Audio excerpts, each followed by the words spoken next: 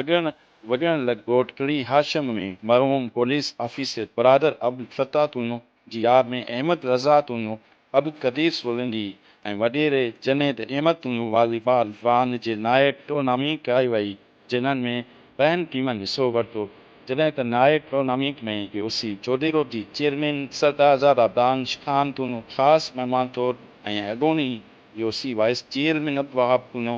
वॾेरो मुमताज़ खान तूनो, वापारी उस्ताद वॾियण जी सदर आज़ाज़ वॾियण साफ़ी कामरान तूनो, पेपरे अॻवान इदारनि जी तूनो, बादशाह खान ख़ासकी